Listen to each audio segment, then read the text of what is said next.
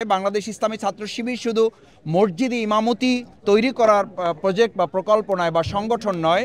বাংলাদেশ ইসলামী ছাত্র শিবির আধুনিক তথ্য প্রযুক্তির সমস্ত চ্যালেঞ্জকে ওভারকাম করে এবং সেই সুবিধাকে কাজে লাগিয়ে ইসলামী ছাত্র শিবির যে কথাগুলো ইতিপূর্বে বলেছে যে science and religion cannot go together, যে একসময় বলা হতো যে বিজ্ঞান এবং ধর্ম, ইসলাম এবং বিজ্ঞান একসাথে চলতে পারে না।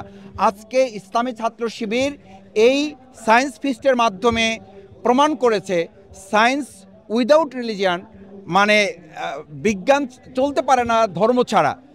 Science without religion can go together. পৃথিবী এখন দেখেছে যে বিজ্ঞান থাকতে পারে যদি সেখানে ধর্ম না থাকে, নৈতিকতা না থাকে, ইসলামের আদর্শিক ভ্যালুস যদি না থাকে, তাহলে সেই বিজ্ঞান আমাদেরকে উপকারের পরিবর্তে ধ্বংসের দিকে নিয়ে যায় এবং সেই শিক্ষা মূলত আমাদেরকে মৃত্যুর দিকে ধাবিত করে। যে শিক্ষার ব্যাপারে এখন আধুনিক তথ্য প্রযুক্তি এই শিক্ষার ভয়াবহতা, ইসলামের ব্যতিক্রম এবং ইসলামকে বাদ দিয়ে যারা চিন্তা করে তারাই বলে যে our knowledge brings us nearer ignorance to death, অর্থাৎ আমাদের যে শিক্ষা সেই শিক্ষা সম্পর্কে বলা হয় যে our knowledge brings us নিয়ারার two ignorance.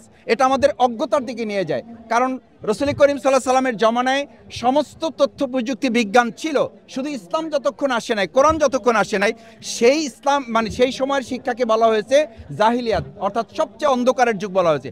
ইসলাম আসার পরে, কোরআন আসার পরে সেই জাহিলি মদিনাকেই কিন্তু সোনার মদিনা করা হয়েছে। সুতরাং বাংলাদেশ ইসলামী ছাত্র শিবিরের উদ্যোগের মূল লক্ষ্য হচ্ছে আমরা বিগত 17 বছরে শিক্ষা ব্যবস্থাকে চূড়ান্তভাবে ধ্বংস করে যে আওয়ামী জাহিলিয়াত তৈরি করা হয়েছিল, বাংলাদেশ ইসলামী ছাত্র শিবির এটাকে ইসলামের জগতে প্রবেশ করিয়ে আলোর একটা বাংলাদেশ আমরা তৈরি করতে পারবো বলে আশা করি ইনশাআল্লাহ।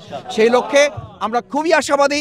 যে কয়েকটি প্রকল্প আমরা দেখেছি, আমার কাছে মনে হয়েছে আমাদের তরুণ সন্তানতুল্য শিক্ষার্থী ছাত্রছাত্রীরা যে প্রজেক্ট নিয়ে এসেছে, আমি মনে করি তারা একটা প্রজেক্ট নিয়ে আসে নাই, তারা পুরো বাংলাদেশকে গোটা পৃথিবীতে আদর্শিকভাবে এবং সদক্ষ যোগ্যতার জায়গায় চ্যালেঞ্জ করার সমস্ত আয়োজন তারা এখানে সম্পন্ন করেছে। আমি তাদের ধন্যবাদ জানাই, কৃতজ্ঞতা জানাই। আমাদের এই সন্তানরা আগামী দিনে ইবনে সিনা তৈরি করবে, আমাদের এই সন্তানরা ইবনে সাইহাম তৈরি করবে, আমাদের এই সন্তানরা খালিদ বিন ওয়ালিদ তৈরি করবে, ওমর হামজা তৈরি করবে এবং তারা তথ্য বিজ্ঞান প্রযুক্তিতে আগামী দিনে লিড করার জন্য বাংলাদেশে তারা যথার্থ ভূমিকা পালন করবে ইনশাআল্লাহ। সেই প্রত্যাশা ব্যক্ত করে আমি শুধু এই আহ্বান জানাতে চাই, আমাদের এই শিক্ষা গবেষণার যে মূল লক্ষ্য বা এই বিজ্ঞানের যে মূল লক্ষ্য সেটা হচ্ছে যে আমাদের যেটা বলা হয় যে ক্যারিয়ার উইদাউট ক্যারেক্টার। আমাদের যত যোগ্যতা সম্পন্ন লোকই হোক, ইসলামী ছাত্র শিবির আজকে সমস্ত প্রজেক্টগুলোর মধ্য দিয়ে মেসেজ দিতে চেয়েছে যে আমাদের career without character is more dangerous then a lion. আমাদের যোগ্যতা সম্পন্ন লোক লাগবে, কিন্তু তার সাথে যদি আদর্শ, নৈতিকতা, চরিত্রের সমন্বয় না ঘটে, তাহলে আমরা যেমন ধর্ষণের সেঞ্চুরি পেয়েছি, আমরা যেমন রডের বদলে বাঁশ পেয়েছি, আমরা যেমন পদ্মা সেতু একটার বদলে আরও 3টা পাওয়ার সুযোগ আমাদের ছিল, এই দুর্নীতির মহাসড়ক থেকে বের হয়ে আমরা উন্নয়ন এবং আদর্শের রোল মডেল আমরা আমাদের বাংলাদেশকে নিয়ে যাব ইনশাআল্লাহ।